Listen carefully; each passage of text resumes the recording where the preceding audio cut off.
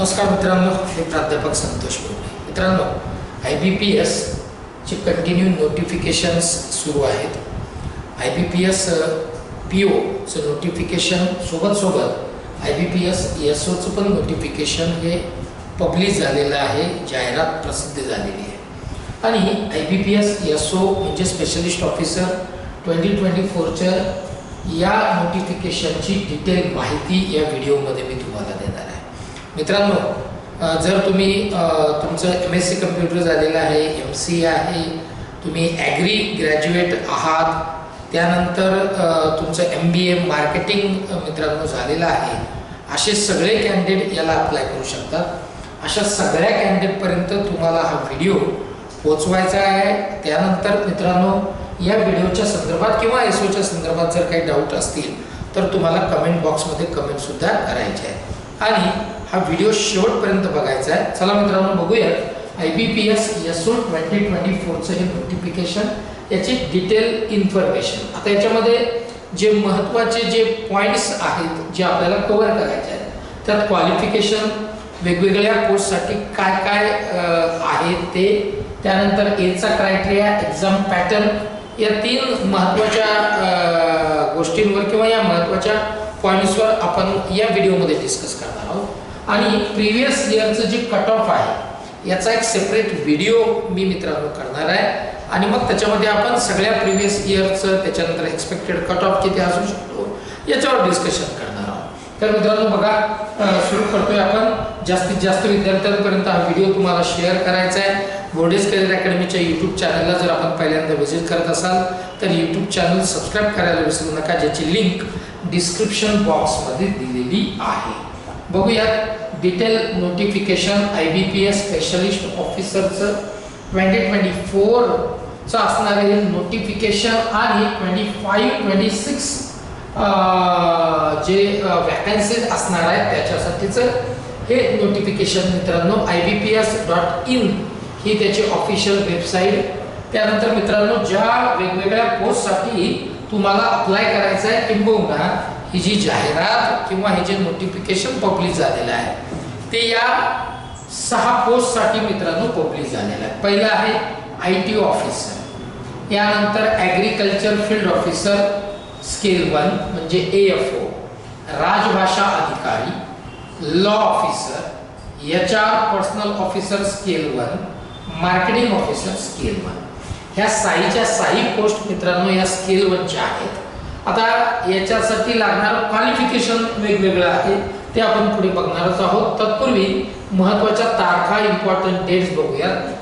मित्रांनो बघा, 1 ऑगस्ट पासून याच्या ऑनलाईन ॲप्लिकेशनला, रजिस्ट्रेशनला सुरुवात झाली आहे. 1 ऑगस्ट 2024 पासून याला सुरुवात मित्रांनो झालेली आहे आणि 21 ऑगस्ट पर्यंत अप्लाय तुम्ही याला करू शकता. ठीक आहे.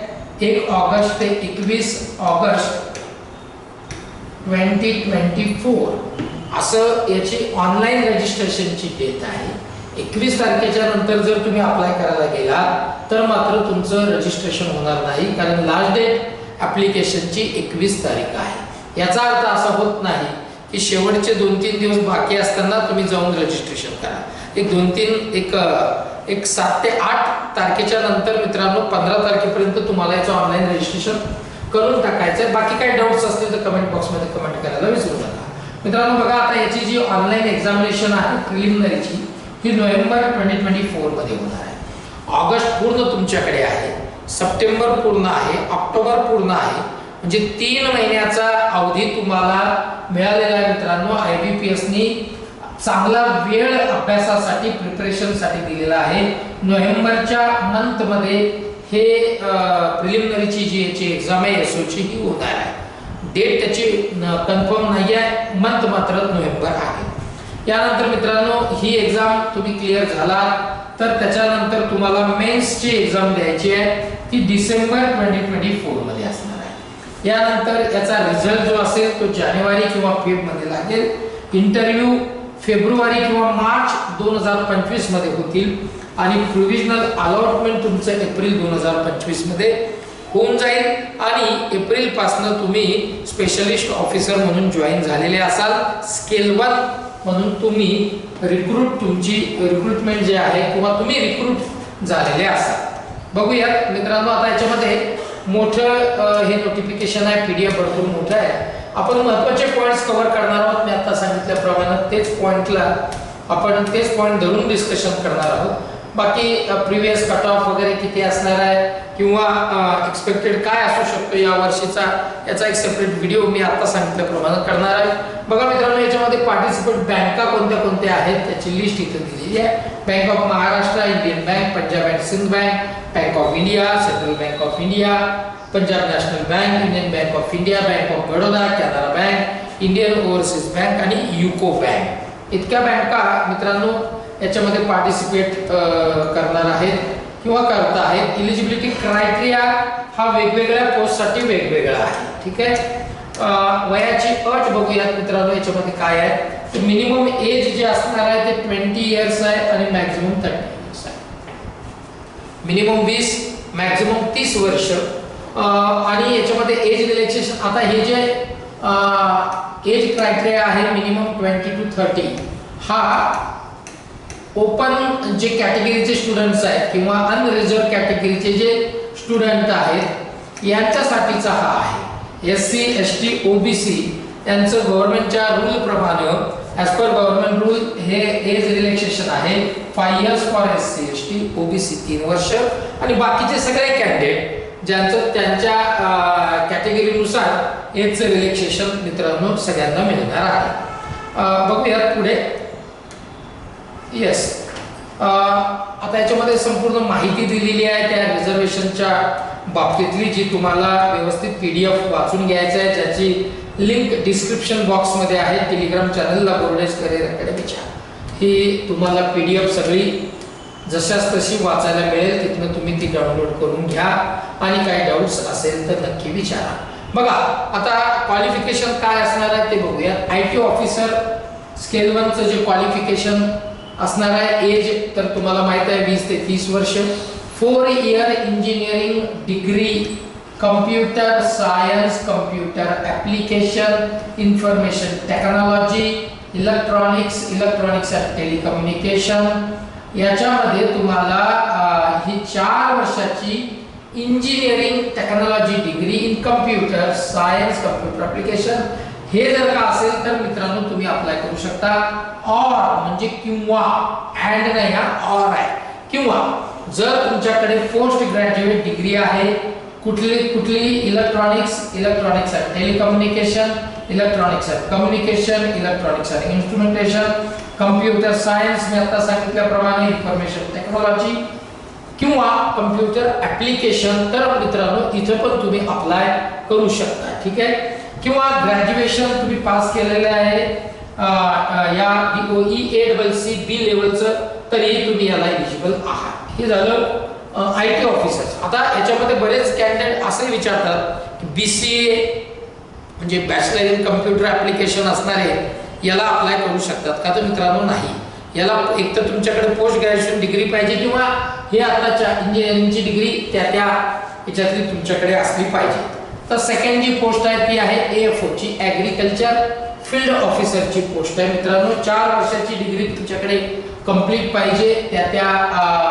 बघा आता याच्यामध्ये भरपूर आहे. हॉर्टिकल्चर आहे, ॲनिमल हजबंड्री आहे, agriculture veterinary science, dairy science, fishery science, त्याच्यानंतर agriculture marketing and cooperation and banking, agro forestry, agriculture biotechnology, BTech biotechnology, food science, agriculture business management, food technology, dairy technology, agriculture engineering, त्याच्यानंतर fisheries engineering. इतकी 4 वर्षाची degree जर का तुमच्याकडे त्या याच्यातली असेल तर तुम्ही ॲग्रिकल्चर फील्ड ऑफिसर साठी अप्लाय करू शकता. मित्रांनो राजभाषा अधिकारी एक पोस्ट आहे. याच्यामध्ये तुम्हाला पोस्ट ग्रॅज्युएट पाहिजे, म्हणजे थोडक्यात तुम्ही पोस्ट ग्रॅज्युएट डिग्री पाहिजे Hindi with English as a subject at the degree म्हणजेच ग्रॅज्युएशन लेवलला. पोस्ट ग्रॅज्युएशनची डिग्री पाहिजे हिंदीतली, सोबत इंग्लिश हा कंपल्सरी सब्जेक्ट ग्रॅज्युएशन लेवलला तुमचा असला पाहिजे. ऑर किंवा किंवा पोस्ट ग्रॅज्युएट डिग्री संस्कृत मधली with English and Hindi as a subject at the graduation level, हे लक्षात ठेवायचं आहे तिथे, ठीक आहे. त्यानंतर लॉ ऑफिसर चौथी पोस्ट आहे मित्रांनो, लॉ ऑफिसरची. याच्यामध्ये डिग्री पाहिजे, तुम्ही लॉ कंप्लीट केलेलं असलं पाहिजे, बॅचलर डिग्री लॉ, याला अप्लाय करू शकता. पाचवी जी पोस्ट आहे मित्रांनो ती HR पर्सनल ऑफिसर. याच्यामध्ये graduate and 2 years full time post graduate degree और 2 years full time post graduate diploma in personal management, industrial relation, HR आणि सोशल वर्क, लेबर लॉ. तर मित्रांनो तुम्ही याला अप्लाय करू शकता. मार्केटिंग ऑफिसर ही जी 6वी पोस्ट आहे, याच्यासाठी मित्रांनो पुन्हा तेच MBA मार्केटिंग जर का तुम्ही केलेला असेल किंवा graduate and 2 years full time MMS जर का तुमचं असेल तर तुम्ही याला अप्लाय करू शकता.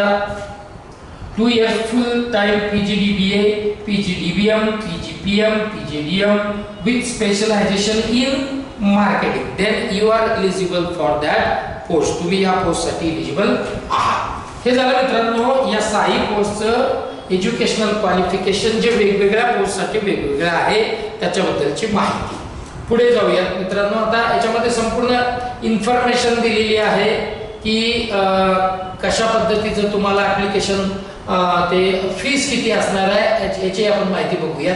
मित्रांनो याची फीस आहे, ओपन कॅटेगरीचे जे कॅन्डिडेट आहेत त्यांना 850 रुपये फीस असणार आहे. SC ST आणि PWBD कॅन्डिडेट यांना 175 रुपये 175 इतकी फीस मित्रांनो जी आहे ही नॉन रिफंडेबल आहे, हेही तर लक्षात ठेवायचं. एक्झाम पॅटर्न कसा असेल ते बघूया मित्रांनो. बघा याच्यामध्ये ना प्रिलिमिनरी एक्झाम लॉ ऑफिसर आणि राजभाषा अधिकारी या पदासाठीचे जे एक्झाम असणार आहे ती टेस्ट कशी होणार आहे ते बघूयात. 3 सब्जेक्ट आहेत मित्रांनो वेगवेगळे, English language, reasoning, general awareness with reference to the banking industry. थोडक्यात 3 सब्जेक्ट आहेत. मी आता बोलतोय राजभाषा अधिकारी आणि लॉ ऑफिसर बद्दल. त्यानंतर 50 प्रश्न आहेत मित्रांनो. सगळ्या सेक्शनला 25 मार्क आहेत. इंग्लिशला त्यानंतर 50, रिझनिंग आणि जनरल अवेअरनेस ज्याच्यामध्ये बँकिंग अवेअरनेस चे क्वेश्चन्स मॅक्झिमम असणार आहेत त्याला 50 आहेत. असे सगळे क्वेश्चन्स म्हणजे प्रश्न 150 आहेत, मार्क 125 आहेत आणि 2 तासाचा वेळ सगळ्यांना मिळून आहे, परंतु सेपरेट 40-40 मिनिटं या सगळ्यांना अलाउट केलेला आहे. त्या 40 मिनिटांमध्ये तुम्हाला तो सब्जेक्ट म्हणजे सेक्शन हा तुम्हाला अटेम्प्ट करायचा आहे. बाकी याच्यामध्ये इंग्लिश जर का सोडलं तर जनरल अवेअरनेस, रिझनिंग हे इंग्लिश किंवा हिंदी यापैकी कुठल्या एका लँग्वेज मध्ये तुम्ही मित्रांनो सॉल्व तिकडे अटेम्प्ट त्या क्वेश्चन्सला करू शकता.